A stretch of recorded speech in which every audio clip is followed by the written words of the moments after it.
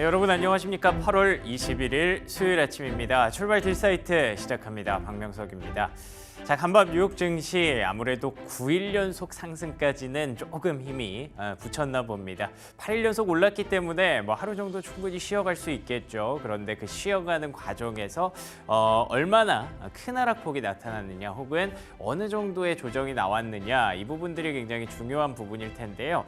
생각보다 좀 가벼웠습니다. 약보합권에서 마무리가 됐기 때문에 충분히 잘 쉬어간 어떤 우리가 흔히 말하는 건강한 조정이 나왔다라고도 표현할 수 있을 것 같은데요. 어떤 이벤트들을 앞두고 이렇게 잠깐의 숨고르기가 필요했는지 앞으로의 전망은 어떻게 분석을 해야 될지 브리핑 뉴욕으로 한번 정리해 보도록 하겠습니다.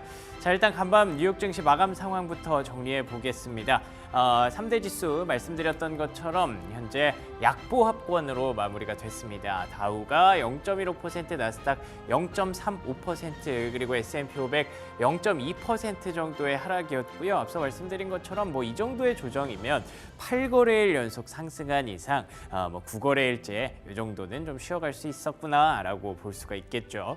어제장 강세를 이끌었던 두 개의 종목이었죠. 엔비디아와 테슬라가 일제히 좀 조정을 받았고요. 테슬라 같은 경우에는 호재가 있었어요. 유럽에서 테슬라의 중국에서 생산한 전기차에 대한 관세를 좀 많이 낮춰주는 그런 그림이 있었는데, 그래서 초반에 상승 출발했음에도 불구하고 전반적으로 어떤 좀 분위기가 약간은 좀 눌려 있었기 때문인지 결국 하락으로 전환이 됐습니다. 엔비디아도 2% 정도의 낙폭을 그렸고요.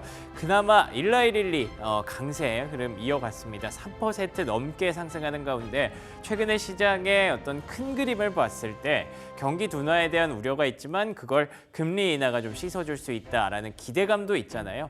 경기가 둔화돼도 약은 먹어야 되고요. 금리 인하가 되면 이 제약바이오 섹터에 대해서는 뭐 당연히 많은 분들이 생각하시겠지만 개발 비용이 떨어지기 때문에 호재가 될 수밖에 없습니다. 그 두 가지를 다 가져갈 수 있는 대표적인 종목 그리고 업종 헬스케어 섹터의 강세 이어지고 있다는 점도 참고하시면 좋겠습니다.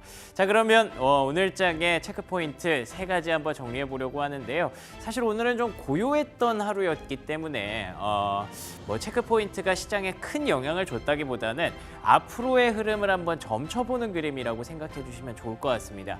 자, 일단 금리의 그림부터 한번 볼까요? 최근에 금리가 빠르게 급락하면서 시장이 한번 크게 놀랐죠. 경기 침체에 대한 우려가 생각보다 무겁구나, 크구나라고 좀 확대 해석을 했던 경향이 있었는데, 그 부분들을 금리의 반등으로 인해서 그래, 경기 침체까지는 아니었어. 뭐 경기 둔화 정도야 뭐 우리가 생각할 수 있지만 이 정도까지 벌써 걱정할 필요는 없지라는 논리가 형성되면서 급락과 그 이후에 급반등이 나왔잖아요. 그런데 시장이 괜찮았음에도 불구하고 어느덧 다시 한번 저점을 좀 테스트하고 있는 구간으로 보입니다. 결국에 금리가 뜻하는 바가 한 두 가지 정도가 있겠지만 금리 인하에 대한 기대감이 영향을 주고 있다라고 해석하면 긍정적인 해석인데, 경기 둔화에 대한 우려, 경기 침체에 대한 걱정을 완벽하게 덜어내지는 못했다라는 해석도 가능하기 때문에 결국에 아직까지는 확신이 크게 없다라고도 볼 수 있는 부분이겠죠. 그래서 이 그림이 당장 내일 발표될 FOMC 의사록 그리고 주말까지 이어질 잭슨홀 미팅이라는 큰 통화 정책의 어떤 물줄기를 보면서 방향성이 좀 만들어지지 않을까 싶은데, 전반적인 그림은 아마도 이쪽 아래쪽에 박스권을 형성하지 않을까. 사실 이게 금리가 갑자기 다시 올라간다고 해서 좋을 것도 없고요. 갑자기 또 급락한다고 해서 또 좋을 게 없거든요. 그렇기 때문에 이 정도의 그림에서 안정화되는 그 매크로는 사실 너무 급하게 움직이면 다 안 좋은 거기 때문에 안정화되는 그림을 긍정적으로 좀 기대를 하고 있습니다. 다음 장 넘겨주시면요. 경기뿐만 아니라 금리도 한번 확인해 보려고 하는데 보시는 것처럼 큰 변화가 없었습니다. 일단 지금 시장의 기대치는 25bp 베이비 스텝 정도로 맞춰지고 있고요. 일각에서는 지금 경기 침체 그리고 또 연준이 좀 늦었다라는 분석으로 인해서 50bp 인하까지도 점쳐야 된다, 봐야 된다라는 그림들이 나오고 있는데, 시장이 또 어떤 선택지를 받아들였을 때 어떻게 반응할지에 대해서 많이들 좀 고민을 하고 계신 것 같아요. 어떻게 보면 굉장히 시장이 빠르게 앞서가는 거죠. 사실 9월 FOMC까지 아직 한 달여가 남았고 거기까지 확인해야 될 지표들도 많은데 지금 당장 상황을 놓고 25bp를 했을 때 그리고 50bp를 했을 때 어떤 시나리오까지 다 갖춰가려고 하니까 굉장히 좀 어려운 그런 해석을 낼 수밖에 없는 것 같습니다. 단순하게 봤을 때 하나만 보면 될 것 같아요. 다다음 주에 발표될 고용 지표가 과연 8월처럼 시장의 경기 우려를 조금 더 부각시키느냐 아니면 조금 더 완화시키느냐에 따라서 금리의 방향성이나 이 금리 인하에 대한 어떤 전망치도 방향성을 좀 잡아갈 수 있을 것 같은데, 다시 말하면 고용지표 발표되기 전까지는 어떤 좀 치열한 공방전이 나타나지 않을까. 그 안에서 경기 금리 걱정 난 모르겠고 그래도 이 종목은 갈 수 있어라는 여력이 있는 종목들을 우리가 픽해내는 게 좀 중요해지는 앞으로의 8월 말에 어떤 증시가 되지 않을까라고 보고 있습니다.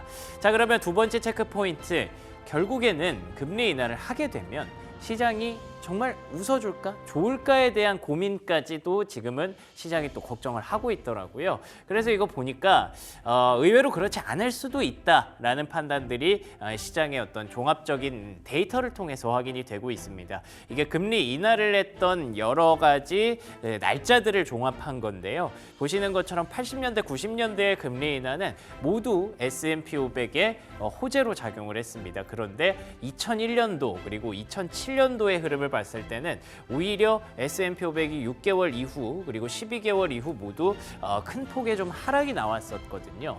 이 부분들은 사실 특수성이 좀 있습니다. 아시는 것처럼 2001년도에는 그 닷컴 버블이 터지는 2000년대 초반이었고요. 그리고 2007년도는 이제 2008년 금융위기 직전의 어떤 그런 상황이었다고 볼 수가 있겠죠. 그렇기 때문에 결국 연준이 금리 인하를 왜 어떤 이유 때문에 해야 하느냐가 지금 시장에서 가장 궁금한 거고요. 그래서 경기 둔화냐, 경기 침체냐, 침체 이후에 연준이 급하게 50bp를 인하해야 되는 상황이냐, 아니면 둔화를 막기 위해서 25bp씩 천천히 인하해야 되는 상황이냐, 이게 궁금한 거거든요. 지금 상황은 후자였으면 좋겠죠. 25bp를 인하해서 경기 둔화를 막으면서 우리가 흔히 말하는 골디락스를 만들어줬으면 좋겠는데, 그 흐름을 앞서 말씀드린 것처럼 고용지표에서 다시 한번 테스트를 하면서 연준도 데이터에 의존한다고 얘기를 했기 때문에 9월 초에 발표될 고용지표가 중요하다라고는 말씀을 좀 드리는 거고요. 자, 그리고 다음 장 넘겨주시면요. 그래서 이럴 때 만약에 우리가 금리 인하를 하면 흔히 떠올리는 게 기술주의 강세를 떠올리잖아요. 근데 의외로 기술주의 강세는 그렇게 나타나지 않을 수도 있다라는 분석도 있습니다.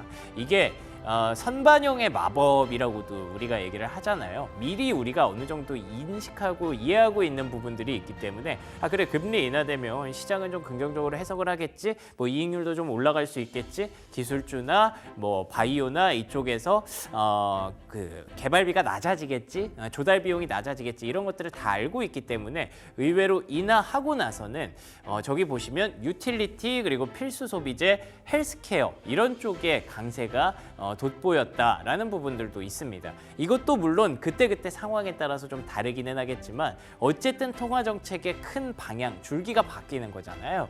그럴 때 이렇게 방어적인 관점도 좀 필요할 수 있다라는 부분을 말씀을 드리고 싶었던 거고요.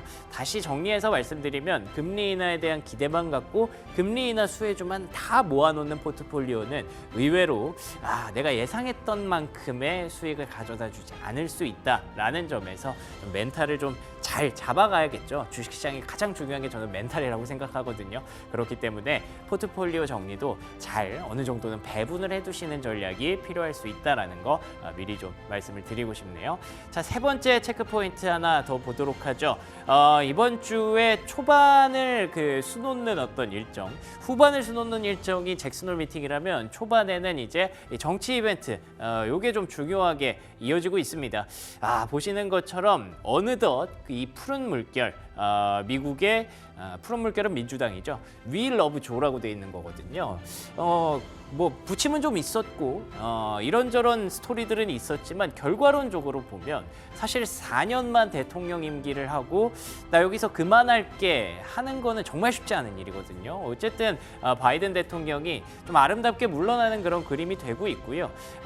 이게 그래서 더 크게 느껴지는 것 같아요. 민주당의 어떤 분위기, 민주당 지지자들의 분위기가 완전히 바이든 대통령의 사퇴 그 전과 후를 나눠서 봤을 때 정말 극명하게 달라지는 그런 분위기가 나오고 있고, 그렇다고 해서 뭐 여전히 뭐 트럼프가 가능성이 높지 않느냐 하시는 분들도 있을 텐데, 아시는 것처럼 지지율 격차가 조금씩 나기 시작했어요. 해리스 쪽으로 조금씩 기울기 시작했고, 주식 시장에서 뭔가 그림을 판단해 봤을 때 트럼프 미디어라는 종목 있잖아요. 그 종목의 주가가 최근에 거의 최저점까지 떨어졌습니다. 그거 보면 아마 시장의 어떤 기대치가 어느 쪽으로 쏠리고 있는지는 그림이 그려지실 텐데, 그래서 다음 장 넘겨주시면요. 이제는 또 해리스 트레이드 혹은 해리스 후보의 어떤 정책에 대한 대응과 준비가 또 확실하게 좀 필요해 보입니다. 그런데 간밤에 발표됐던 내용 중에 하나가 코퍼레이트 텍스, 그러니까 법인세 28%까지 인상하겠다라는 부분입니다. 해리스 후보가 계속 강조하고 있는 게 물가 안정이거든요. 뭐 집값 내려주겠다, 그리고 어떤 지원을 해주면서 이제 가격들을 안정시켜주고 뭐 서민들, 중산층들의 삶을 좀 복지를 좀 늘려주겠다라는 부분들을 계속 언급하고 있고, 뭐 그럴 수밖에 없는 게 민주당의 텃밭이기도 하니까요. 이해는 합니다만 결국에는 그 세금을 어딘가에서는 충당을 해야 되거든요. 트럼프 전 대통령 같은 경우에는 이제 관세를 늘려서 그 부분들 자기가 하고 싶은 일들을 하겠다라고 했다면, 해리스 후보는 이제 법인세를 인상하고, 그리고 주식 시장의 어떤 뭐 세금 같은 것들을 좀 조정해서 그 부분들을 이렇게 돌려서 가려고 하는 것 같습니다. 그렇기 때문에 우리는 결국 주식 시장에 투자할 때는 그 기업에 투자를 하는 건데, 기업이 내야 되는 세금이 높아지면 그 부분들은 또 부담이 될 수가 있는 거거든요. 그렇기 때문에 너무 앞서 계속 말씀드린 것처럼 너무 일변도의 어떤 포트폴리오는 의외로 또 위험할 수도 있다라는 점 한 번씩 강조를 드리면서 이 부분들도 염두에 두셔야 될 것 같네요. 자, 그러면 특징주 세 가지 빠르게 한번 정리해 볼게요. 자, 일단 PB즈맵부터 보시면 확실히 색깔이 좀 다양하죠. 뭐 초록색도 있고 짙은 색도 있고 연한 색도 있고 뭐 그렇습니다. 말씀드리고 싶은 건 뭐 그다지 밝은 색이 없어요. 뭐 그렇게 막 급등하거나 급락하거나 그런 종목이 없었다는 거고요. 엔비디아가 되게 밝게 보이긴 하지만 색깔이 밝은 건 아니고 그냥 커서 그렇게 보이는 걸 뿐이에요. 그리고 또 일라이릴리가 좀 밝게 빛났다는 거, 이 부분은 챙겨갈 수가 있을 것 같고요. 이 에너지주 섹터가 최근에 확실히 좀 분위기가 좀 안 좋습니다. 유가가 계속 좀 빠지고 있기 때문에 그 부담을 결국 주가가 져야 하는 그런 상황이 진행이 되고 있는 것 같은데요. 이 중에서 가장 빛난 별 하나만 한번 짚어본다면 다음 장 넘겨주시면 펠로알토 네트워크스라고 볼 수가 있을 것 같습니다. 7% 급등을 했고요. 보시면 어느덧 연초의 고점을 넘어설 그런 기세로 올라와 있습니다. 이 종목만 보면 뭐 시장에 급락이 있었나 싶기도 하죠. 이 종목 아시는 것처럼 사이버 보안주고요. 아무래도 AI 수혜 덕분에 사이버 보안에 대한 기대감을 높이고 있는 그런 기업입니다. 그런데 실적 발표와 동시에 사이버 보안 수요가 증가할 것이다 라고 얘기를 하고 있으니 AI 거품론을 한 번 더 날려주는 그런 기대감을 형성시켜주는 재료가 됐고요. 자, 다음 장 넘겨주시면요. 두 번째 특징주로 역시나 일라이릴리 한번은 봐야겠죠. 이번에 나온 내용은 뭐 젯바운드라는 그 비만 치료제가 뭐 거의 뭐 만병통치약처럼 그러고 있는데, 장기 복용했을 때 당뇨병 위험을 계속 낮춰주는 그 확률이 높아졌습니다. 그러니까 장기 복용을 했을 때 효과가 나타난다는 건 결국 일라이릴리의 비만 치료제를 계속 맞아야 된다, 계속 돈을 써야 된다라는 말이 되기 때문에 호재가 될 수밖에 없었던 흐름이고요. 이 역시나 앞서 보셨던 것처럼 고점을 좀 테스트하고 있는 그림입니다. 근데 헬스케어 쪽에서 이 일라이릴리만큼이나 중요한 재료가 하나 더 있는데요. 다음 장 넘겨주시면요. 존슨앤존슨에서 보시는 것처럼 컨비네이션 트리트먼트, 그러니까 병용요법이라고 하죠. 존슨앤존슨이 갖고 있는 약과 어떤 약을 병용했을 때 폐암을 완화시켜주는 치료제가 FDA의 승인을 받았습니다. 다들 이제 아시죠? 어젯밤에 발표된 내용이고요. 그 콤비네이션은 대한민국의 유한양행의 렉나자라는 제품입니다. 그렇기 때문에 오늘 장에서 국내 증시에서 가장 중요하게 보셔야 될 유한양행과 오스코텍의 주가 참고해 보셔야 될 것 같고요. 자, 마지막 특징주 한 번 더 정리를 해보면요. 마지막 특징주로는 로우스입니다.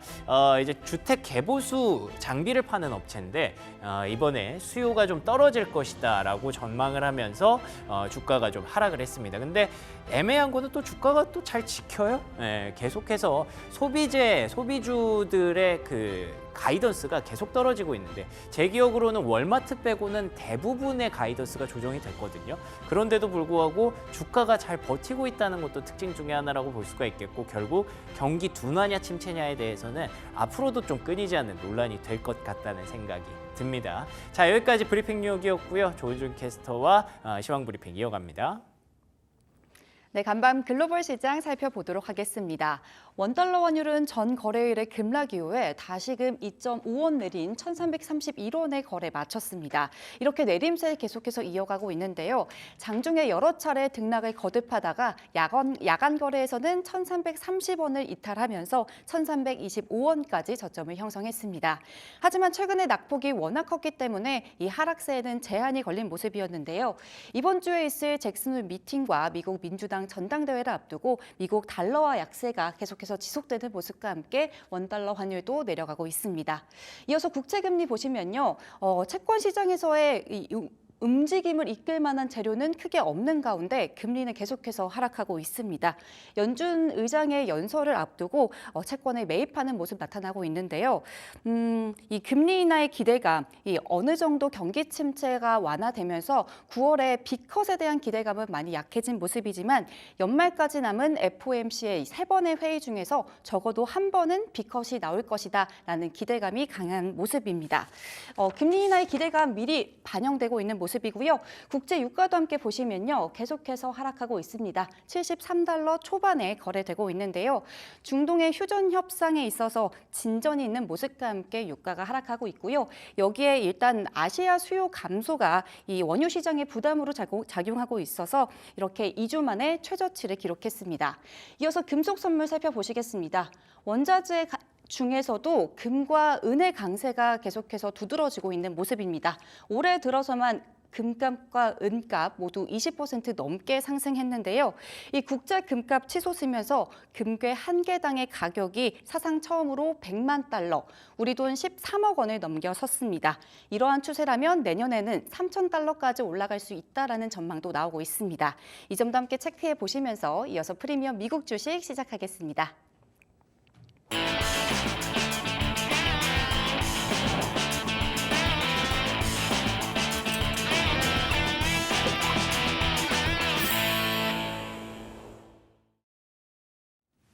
네, 글로벌 증시 마감 상황 정리해보고요. 국내 증시 전망 이어갑니다. 프리미엄 미국 주식 오늘은 수요일이고요. US 스탁 성정모 연구원 화상으로 연결돼 있습니다. 연구원님 안녕하세요. 예, 안녕하십니까. 네, 반갑습니다. 간밤의 뉴욕 증시 흐름은요. 8일 연속 상승에 대한 어떤 좀 부담감이 있었던 것 같아요. 잠깐 좀 소강 상태, 숨고르기 장세를 보였던 것 같은데 연구원님은 좀 장 어떻게 보셨는지 궁금하네요. 예, 아무래도 S&P 500이 지난 2주 전에 이제 월요일 날 급락을 그렇게 맞이하고 그리고 거의 2주 가까이 이제 계속해서 주가가 상승하는 모습을 나타나다 보니까 현재 S&P 500 기준으로 50일 이동 평균선 이격도 기준해서 2주 만에 과매도 영역에서 과매수 영역으로 단 2주 만에 이렇게 올라가다 보니까 오늘 하루는 조금 쉬어가는 게 좋지 않겠나 그런 분위기가 미국 증시에서 나타난 것 같고요. 그리고 또 현재 S&P 500 지수하고 나스닥 지수가 두 지수 모두 8거래일 연속 상승세를 보여주고 있는데 만약에 어제까지 상승했으면은 1992년 이후로 32년 만에 9거래일 연속 상승이 나타나는 일이다 보니 그래서 조금 이런 경계 심리가 나타나고 그래서 어제 소폭 그냥 약보합세로 마감했다라고 보시면 될 것 같고요. 아무래도 내일 이제 잭슨 홀 미팅이 시작되다 보니까 내일부터 이제 금요일 날에 파월 회의장 잭슨 홀 미팅 연설이 시작되거든요. 잭슨 홀 미팅에 앞서서 오늘 당장 이제 증시 상당히 더 중요한 거는 지난주 월마트 실적에 이어서 이번 주에도 굵직굵직한 스몰 판매 업체들 실적 발표가 예정돼 있습니다. 오늘 개장 전에 타겟을 비롯해서 TJX 같은 미국의 대표적인 소매 판매 그런 기업들 실적 발표 예정돼 있으니까 그게 앞으로 조금 잭슨홀 미팅, 파월 의장 연설 전까지 당장 오늘 내일 주식시장에 좀 더 큰 영향이 미칠 것 같아서 이 점을 중점적으로 살펴보면 좋을 것 같습니다. 알겠습니다. 급락이 좀 있었고요. 그에 따른 급반등이 나온 상황에서 새롭게 이제 증시를 레벨업 시키려면 뭔가 또 다른 재료, 다른 물이 좀 필요하겠죠. 그 재료를 지금은 조심스럽게 기다리고 있는 구간으로 해석할 수가 있을 것 같습니다. 그래도 종목들 좀 보고 싶은데요. 어떤 종목들을 특징주로 보셨을까요? 어제 가장 중요한 특징주 중 하나는 넷플릭스였습니다. 넷플릭스가 2021년 이후로 3년 만에 사상 최고가를 장중에 터치하는 모습을 보여줬거든요. 물론 이제 종가 기준에서는 시장 전반적으로 조금 시장 후반으로 갈수록 밀리다 보니까 주가가 하락하긴 했는데 넷플릭스에서 어제 발표한 데이터에 따라 주가가 급등세에 나타났었습니다. 넷플릭스에서 발표한 내용은 현재 올해 선불 광고 약정이 150% 증가했다.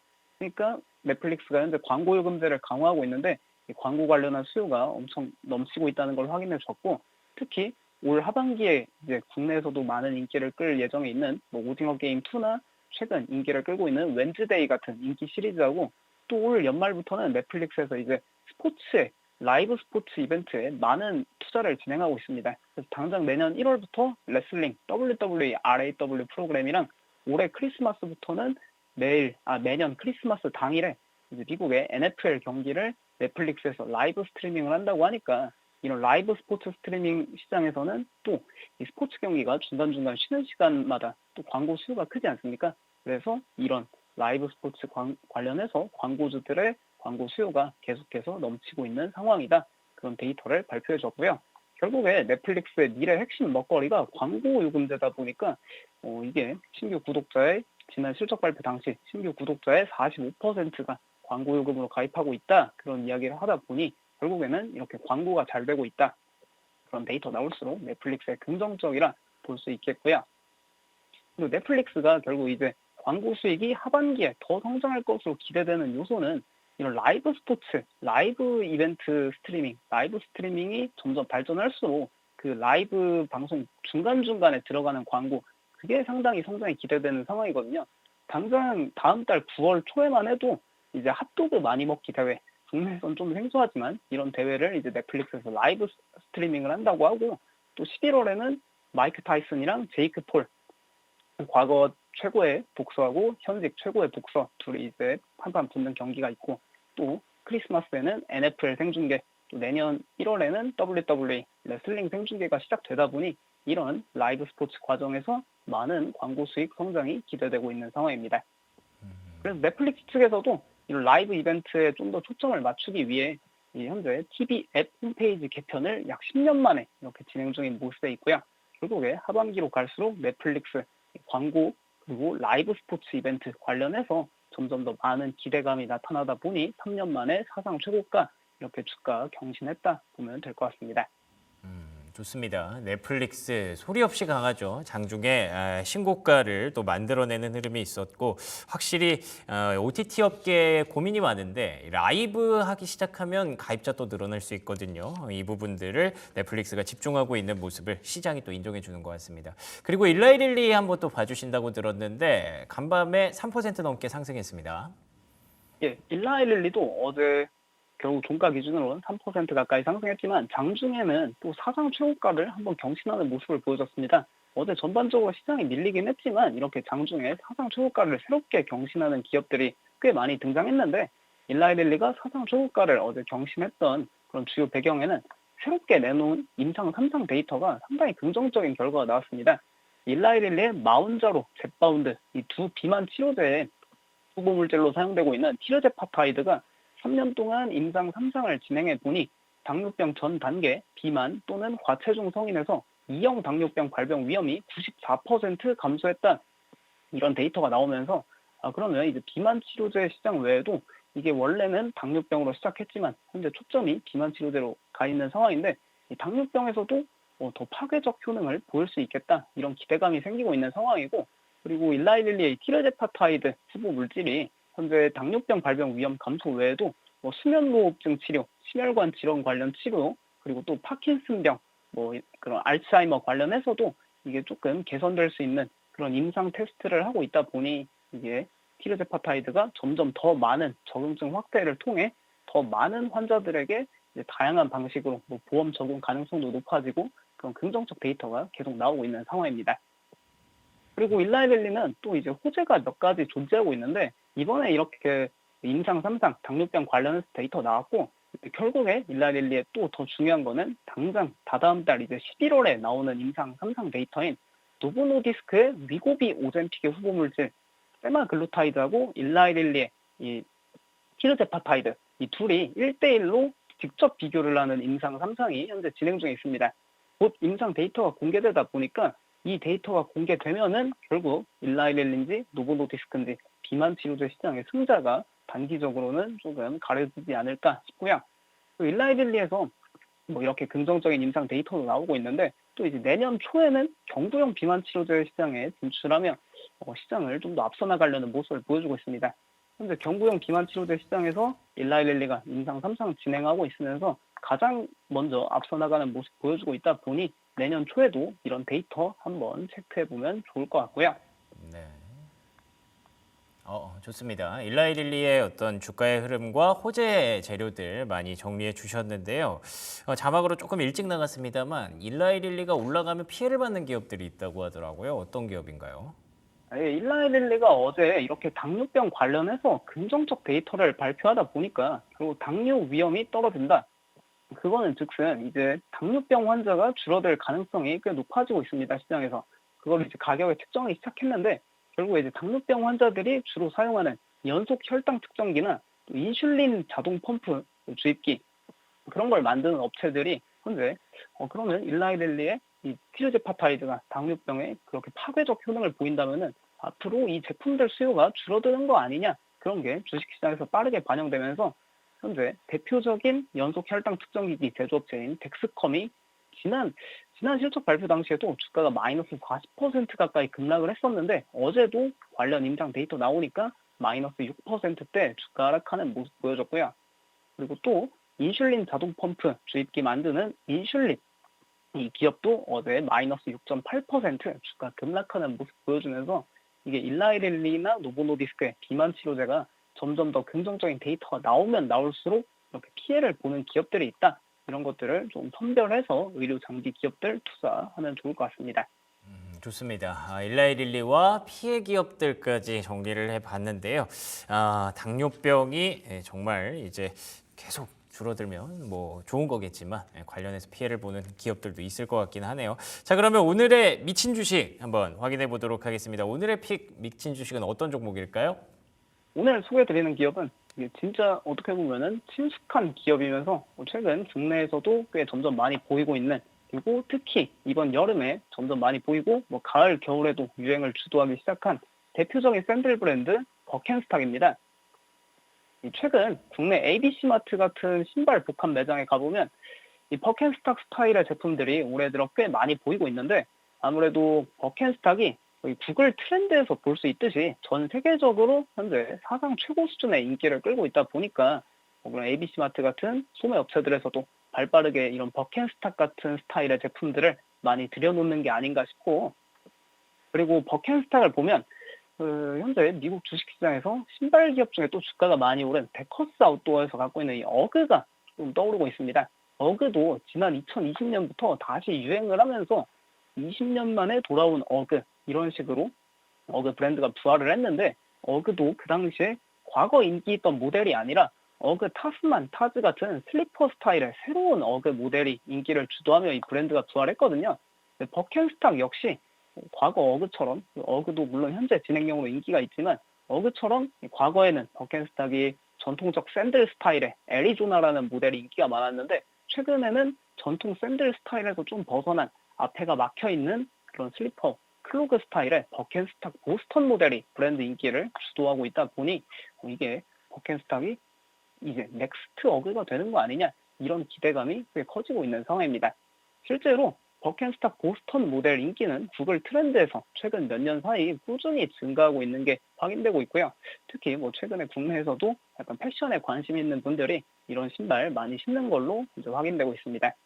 여기에 더해서 최근에는 이런 버켄스탁 취리 교토 같은 새로운 디자인의 제품 인기가 증가하고 있다 보니까 이 버켄스탁이라는 브랜드가 과거와 달리 점점 이제 신선한 이미지로 받아들여지면서 이제 Z세대는 과거 버켄스탁이 뭐 1700년대, 1800년대부터 있던 브랜드지만 이게 과거 올드한 브랜드가 아니라 점점 신선한 브랜드로 이렇게 소비자들이 조금 접하고 있는 모습입니다.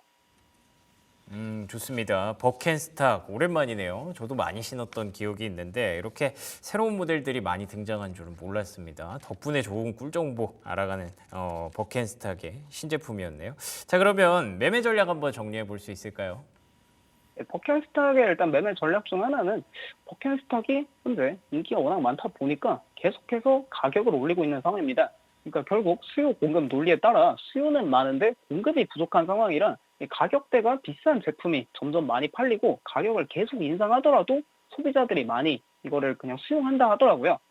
그래서 이 버켄스탁의 연간 매출 추정치를 보면은 작년까지는 조금 주춤하는 모습을 보였지만 올해를 기점으로 버켄스탁 성장이 가팔라지는 모습이 이렇게 매출 추정치 데이터에서 나오고 있고 EPS 추정치를 보더라도 버켄스탁 이제 매출 성장과 함께 이익 개선도 꽤 가파르게 나타날 것으로 전망되고 있는 상황입니다. 그리고 월가 투자 의견도 종합해 보면은 상당히 긍정적인 평가가 줄을 잇고 있는데 전체 이제 매수 11곳 제시하고 있고 비중 확대 4곳, 중립 4곳 제시하면서 이제 뭐 비중 축소나 매도 의견은 없다. 그렇게 보면 좋을 것 같은 기업입니다. 그리고 뭐 버켄스탁의 현재 목표 주가 평균은 월가에서는 평균 67달러로 제시하고 있는데 그래서 현재가 대비 약 8%의 상승 여력을 보여주고 있는 상황입니다. 근데 또 고무적인 거는 어제 마침 이 JP모건에서 버켄스탁 목표 주가를 82달러로 상향하면서 최근 목표 주가가 전반적으로 상향 조정되는 모습 보여주고 있고요.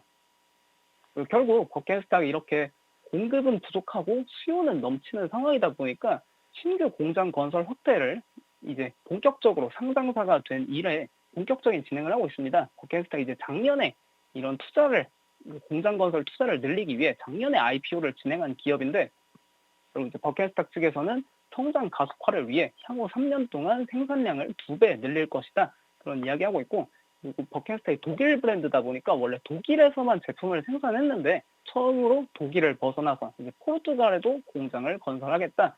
아무래도 포르투갈이 또 이제 대서양이랑 인접해 있는 국가다 보니까 그 북미 그리고 아메리카 지역으로 수출하는 데 좀 더 용이할 것 같아서 그리고 이렇게 버켄스탁 신규 공장 건설 확대에 따라 긍정적인 그런 접근을 하면 좋지 않을까 그런 걸 주요 투자 포인트로 잡도록 하겠습니다.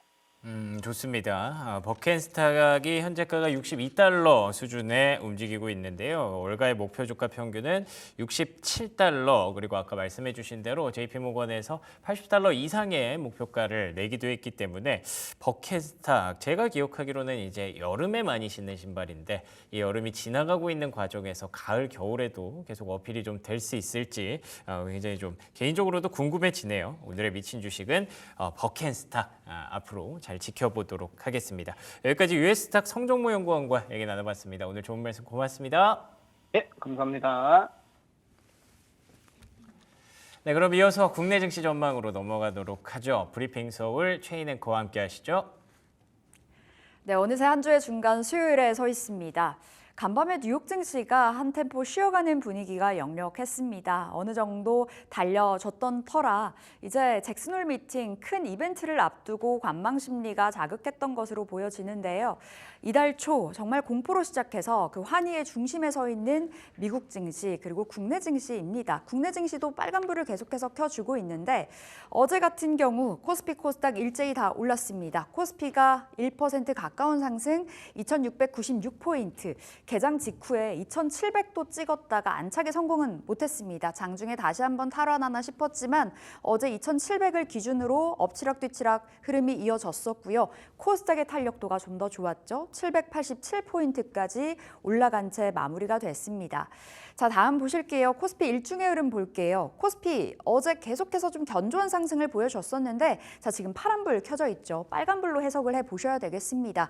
개장 직후 2700선 돌파가 됐고 장중에도 다시 한번 한 차례 터치됐었고요. 어제 삼성전자 다시 한번 상승 이어졌고 SK하이닉스 장중에 20만 원도 돌파가 됐습니다. 안착에 성공은 하지는 못했습니다만 그 20만 원 돌파가 됐다라는 데 의미가 굉장히 커 보입니다.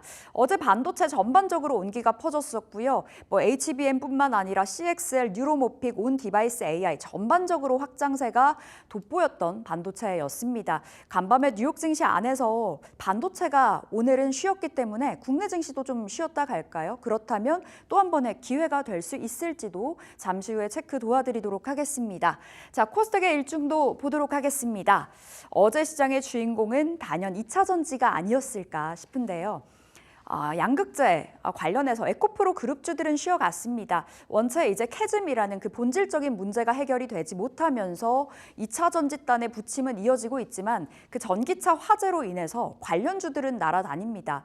열처리 관련해서 어제 전고체 관련주들 또 한 번 시세가 강하게 나왔습니다. 한농화성 폭락장 이후에 90%가 넘게 올랐었고요. 무려 이수 스페셜티 케미칼은 상한가 들어간 채 마무리가 됐습니다. 상한가로 직행이 됐다 보니 전반적으로 수급이 쏠렸고 어제는 전고체에 이어서 액침 냉각까지 주목도가 높아지는 분위기였었는데요. 2차 전지 지금 자리 어떻게 바라봐야 될까 체크 들어가 보도록 하겠고요. 아울러서 이제 내달 전기차 대책 관련해서 정부에서 발표가 있을 예정입니다. 그렇다 보니 한 차례 1차적인 시세 분출이 아니라 연속적인 시세 분출이 나올 수도 있다는 점 확인을 해보셔야 되겠습니다. 어제 코스닥은 상승세를 계속해서 키워갔고요. 역시나 2차 전지의 힘이 컸다. 이렇게 보셔야 되겠고 코로나19 치료제 관련해서 그리고 엠폭스 관련해서도 어제장에서 시세가 나와주면서 힘을 실어줬습니다. 자, 수급 동향 살펴볼게요. 유가증권 시장 안에서 쌍끌이 매수가 들어와줬습니다.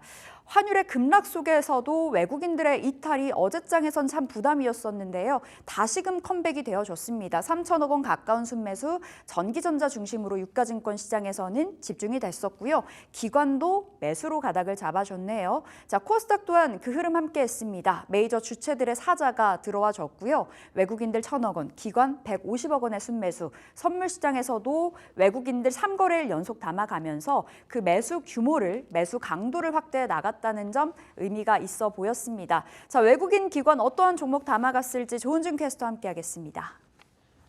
네, 어제 우리 시장 수급의 향방 살펴보도록 하겠습니다. 전 거래일에 SK하이닉스와 삼성전자를 팔았던 외국인 투자자 다시금 매수세로 전환하면서 하루 만에 상승 전환했습니다. 하지만 차익 실현을 노린 개인 투자자들의 매도세 이어지면서 20만 닉스, 8만 전자 탈환에는 실패했는데요. 이 AI 거품론이 무색해졌죠. 앞으로 AI 투자에 있어서 업앤다운은 있을지언정 결국에는 AI다라는 대전제가 유효한데요. 삼성전자 이 하반기 메모리 부분에서의 영업이익 40% 넘을 것으로 보고 있고요. SK하이닉스도 마찬가지로 하반기에 대한 수익성 기대감 높아지고 있는 모습입니다. 2위에는 ST팜 자리하고 있습니다. ST팜 의약품 시장에서의 기대감이 투심 몰리면서 최근에 계속해서 주가 상승했는데요. 외국인 수급은 3거래일째 이어져 오고 있습니다. 어제는 ST팜의 대주주인 이 동아소시홀딩스의 회장이 ST팜의 주주 지분 852억 원어치를 처분했다라는 소식 전해지면서 1.7% 하락 마감했고요. HD현대일렉트릭은 하락에서 벗어나서 6% 급등 보이며 30만 원 선을 회복한 모습입니다. 5위에는 현대차 자리하고 있습니다. 어제 강보합권의 거래 마쳤는데요. 큰 반등은 없었지만요. 전 세계적으로 이 전기차 캐즘 속에서 자동차 업계가 불안정한 상황인데 이 전기차와 하이브리드카를 함께 생산하고 판매하는 투트랙 전략으로 판매를 늘려가고 있습니다. 이어서 기관 수급도 함께 살펴보도록 하겠습니다. 1위에는 하나금융지주, 이 밸류업 소외주로서 어제 강세 보였고요. 반도체 소부장 대장주인 이수페타시스도 기관 수급 4거래일째 이어져 오고 있습니다. AI 수요 증가와 함께 고다층 회로 기판 MLB의 평균 판매 단가가 상승하고 있는데요. 이익 성장 사이클에 주목되고 있고요. 이 점도 함께 체크하시면 좋을 것 같습니다. 3위에는 한국전력 자리하고 있습니다. 이 처서를 앞두고 무더위가 경기가 계속되고 있으면서 이 전력 수요가 연일 신고가를 경신하고 있는데 이번 주에는 폭염과 태풍에 더해져서 전력 수요 이번 주에도 높게 유지될 것으로 보입니다. 어제는 4%대 상승하면서 2만 원 선을 목전에 두고 있고요. 마지막으로 크래프톤, 이 배틀그라운드의 인기에 힘입어서 외국인과 기관 동반 수급 들어왔습니다. 어제는 2% 상승 마감했습니다. 이렇게 어제 시장 살펴보았습니다. 이어서 궁금한 종목 Y에서 더 깊이 있는 우리 시장 살펴보시죠.